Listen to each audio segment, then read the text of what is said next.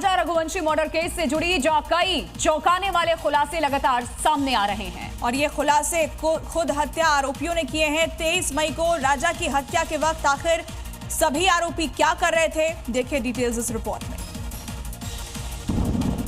Crime scene recreation के दौरान राजा रघुवंशी हत्याकांड में चौंकाने वाली बात ये सामने आई है कि हत्या में एक नहीं बल्कि डाव नाम के 2 हथियारों का इस्तेमाल किया गया था और हत्या के दौरान सोनम खुद वहां मौजूद थी। नए खुलासे के अनुसार राजा रघुवंशी पर पहला वार विशाल ने, दूसरा आनंद ने और आखिरी वार आकाश ने किया था। सोनम ने पार्किंग में ही किलर्स को राजा की हत्या करने का इशारा दे दिया था। हालांकि राजा पर पहले वार के बाद ही सोनम थोड़ी पीछे हट गई और 3 वार करने के बाद आरोपियों ने राजा के शव और एक हथियार को खाई में फेंक दिया था। हत्या में इस्तेमाल किए गए पहले हथियार को 2 जून को बरामद किया गया था, तो वहीं दूसरे डाव को एसडीआरएफ ने अब बरामद कर लिया है। राजा रघुवंशी की हत्या के आरोप में गिरफ्तार सभी आरोपियों से पूछताछ जारी है। आने वाले दिनों में शायद हत्या के पीछे के मकसद से जुड़े कुछ नए खुलासे भी हो सकते हैं। मॉर्निंग जी में आगे आपको दिखाते हैं देश की राजधानी दिल्ली से जुड़ी 5 बड़ी खबरें।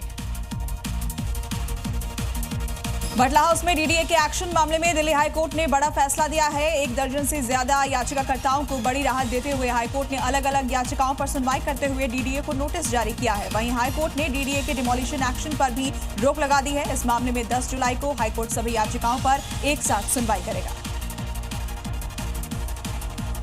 कुछ घंटों की बारिश ने दिल्ली को पानी पानी कर दिया। आम आदमी पार्टी की नेता आतिशी ने दिल्ली में जल जमाव की तस्वीरें शेयर करके कई सवाल उठाए हैं।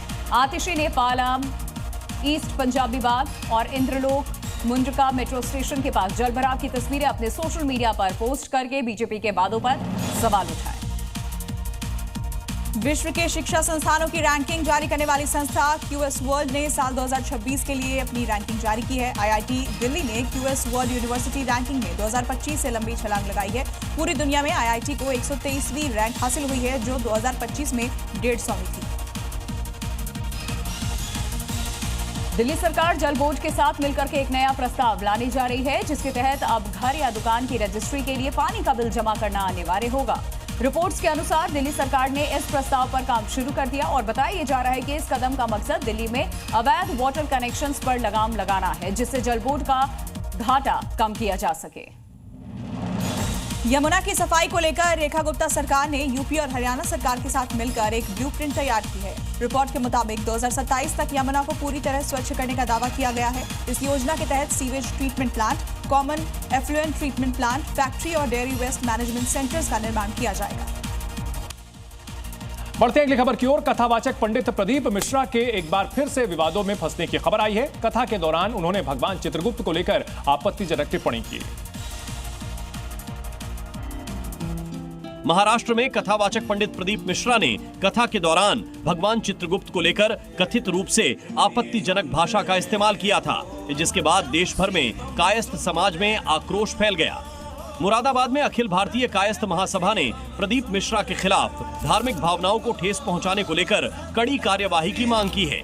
कायस्थ महासभा का कहना है कि शिव कथा के दौरान भगवान चित्रगुप्त पर अमर्यादित भाषा का इस्तेमाल किया गया, जो बर्दाश्त नहीं किया जाएगा। बता दें कि इससे पहले भी प्रदीप मिश्रा राधा रानी को लेकर टिप्पणी करने के मामले में विवादों में घिर गए थे। और बड़ी खबर आपको बता दें, तेहरान में इजराइल की तरफ से हमला किया गया। एरोस्पेस कॉम्प्लेक्स को निशाना बनाया गया। बैलिस्टिक मिसाइलों का यहां पर निर्माण किया जाता था और इन बैलिस्टिक मिसाइलों से इजराइल को निशाना बना रहा था ईरान, जिस पर अटैक किया है अब इजराइल ने। और लगातार जो बैलिस्टिक मिसाइलों के लॉन्च पैड्स हैं उनको टारगेट किया जा रहा है, जहां निर्माण किया जाता है उन्हें निशाना बनाया जा रहा है इजराइल की ओर से। और बड़ी तस्वीरें ये आ रही हैं ईरान से सामने हैं। Yes, as a fiduciary, we always put your interest first, because we do better when you do better.